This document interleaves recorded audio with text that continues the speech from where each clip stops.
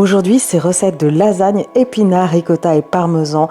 Une recette simple à faire et j'ai préparé le tout au air fryer. C'est parti! Vous l'aurez compris, on va commencer la recette en portant à ébullition un grand volume d'eau. Pour ma part, je n'ajoute pas de sel parce que je vais assaisonner après. Et là, je vais plonger les épinards frais directement à l'intérieur. Et je vais laisser 3 minutes, hein, ça va très vite. Voilà, à petite ébullition, petit frémissement. Donc là, les épinards, évidemment, je les ai super bien lavés. Attention, hein, parce que là, vous allez avoir des petits résidus sinon à l'intérieur. Et pendant ce temps-là, vous préparez une grande marmite avec de l'eau froide. Et dans 3 minutes, je vais les retirer.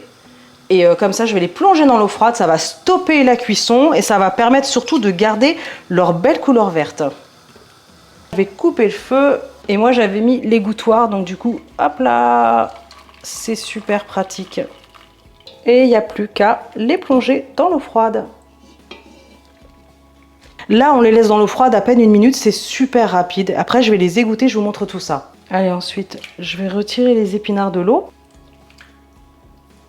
Ensuite, je récupère un petit peu d'épinards et je vais les presser entre mes mains. Voilà, on essaye quand même de retirer un maximum d'humidité et je place au fur et à mesure dans un autre récipient. Et on y va pour la béchamel. Vous allez voir, c'est pas compliqué. Je vais faire fondre le beurre. Quand le beurre est bien fondu, je vais ajouter la farine en une seule fois. Et là, je vais mettre un feu très doux et je vais mélanger pour bien incorporer le beurre et la farine. On a une belle texture bien crémeuse. Je vais pouvoir ajouter mon lait au fur et à mesure. Donc quand ça commence à bien épaissir, vous le sentez hein, dans le fond de la casserole, on rajoute le lait. Voilà, donc là, la béchamel est prête. Je vais pouvoir assaisonner. Donc, j'ajoute du sel, du poivre et enfin de la noix de muscade. Et là, on est bon. Donc ça, je vais réserver. Là, ce que je vais faire, c'est que je vais tout simplement les hacher. Et je vous conseille vraiment de passer par cette étape-là parce que c'est beaucoup plus agréable en bouche, c'est beaucoup plus fin. Ok, donc là, j'ai les épinards hachés. Je continue en y ajoutant un œuf en entier. J'assaisonne avec du sel, du poivre, une petite touche de noix de muscade. Ok, donc là j'ai ajouté la ricotta. J'ai râpé du parmesan frais. Je vais en ajouter, je ne vais pas tout mettre. Voilà, parce que moi je vais en garder pour mettre aussi au-dessus. Et il n'y a plus qu'à mélanger cette préparation. Donc là, c'est pas compliqué. Je récupère le plat à gratin. Et je vais ajouter un peu de béchamel au fond, c'est pour éviter en fait que la première pâte ne colle. Sinon c'est un petit peu galère. Et c'est parti pour le montage. Rien de compliqué, on y va pour les étages.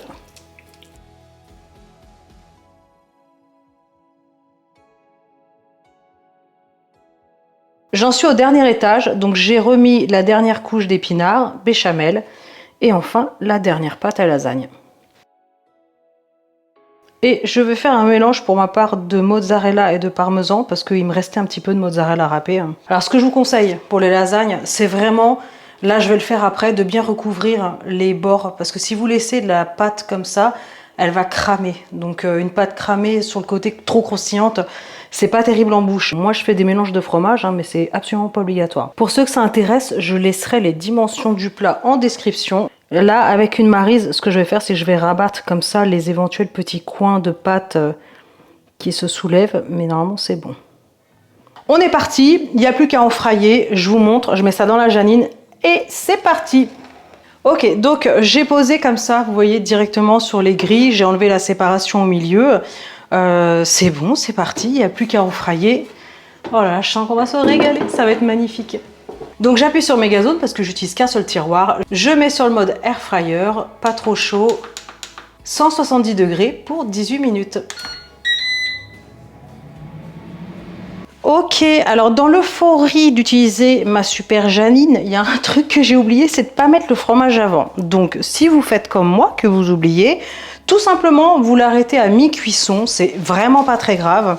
Donc là je l'ai arrêté à mi-cuisson et je vais placer sur le dessus comme ça une feuille de papier sulfurisé. Alors je suis obligée d'emballer le plat parce que sinon le papier s'envole et ça se colle sur les résistances, hein, tout simplement. Et ça peut cramer, ça peut prendre feu, donc on va éviter.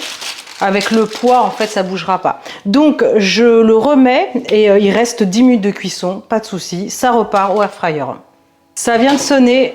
Oh là là, c'est impeccable. J'ai retiré, hein, comme vous pouvez le constater, le papier cuisson entre-temps. Ce que j'ai fait, c'est toujours 170 degrés pour 1 minute 30 pour vraiment terminer, en fait, de donner un petit peu ce côté grillé magnifique. Regardez, j'ai découpé une part. Elles sentent super bon. Moi, je vous le dis, on va se régaler.